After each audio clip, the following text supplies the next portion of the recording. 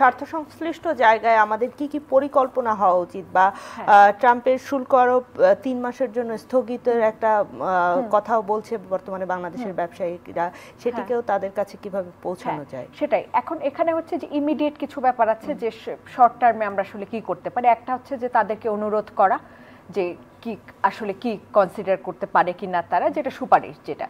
আর দ্বিতীয়ত হচ্ছে যে এখানে আরেকটা বিষয়, সেটা হচ্ছে যে আমরা লং টার্ম যখন আমরা আরেকটা হচ্ছে যে অন্যান্য দেশ সবার উপরেই তো এই একইভাবে শুল্ক আরোপ করা হচ্ছে।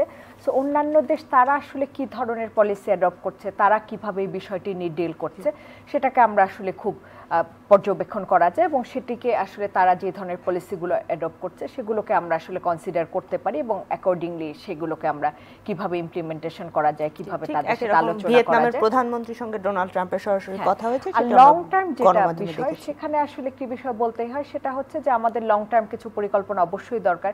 ভিয়েতনাম একটা ব্যবসা বাণিজ্য, সেটা একটা হাব হয়ে দাঁড়িয়েছে, কারণ ইনফ্রাস্ট্রাকচার বলি সব দিকে বলে এগিয়ে গেছে, আইন বলি আইনের যে বাস্তবায়ন সব দিক থেকে আমি বলবো যে পুরো সিস্টেম পুরোটাই একটা সিস্টেম। আমাদের এখানে ধরেন ইনভেস্টারদের জন্য অনেক ক্ষেত্রেই কিন্তু আমরা এই যে আজকের থেকে ইনভেস্টমেন্ট সামিট শুরু হচ্ছে, অসংখ্য ব্যবসায়ীরা সারা পৃথিবীর বিভিন্ন দেশ থেকে আসছে, সেখানে যে আমাদের অবস্থানগুলো তুলে ধরা, আমাদের মানে একটা ওয়ান স্টপ সার্ভিসেস একটা আইন হয়েছিল, কিন্তু সেই আইনের পর্যাপ্ত বাস্তবায়ন এখনো কিন্তু আমরা দেখতে পাই না। এখনো দেখা যায় যে নানান ধরনের সমস্যা, এবং একটি দেশের উপরেই কিন্তু আমাদের নির্ভরশীলতা বারবার হয়ে যাচ্ছে। সো সেই নির্ভরশীলতার জায়গা থেকে বেরিয়ে এসে কাছাকাছি অন্যান্য অনেক দেশ রয়েছে, হন্ডুরাস রয়েছে, ইজিপ্ট রয়েছে, এই সমস্ত দেশগুলো আমাদের থেকে কাছে, এবং সেই সমস্ত জায়গায় কিন্তু অনেক ডিউটি কম, 10% ডিউটি।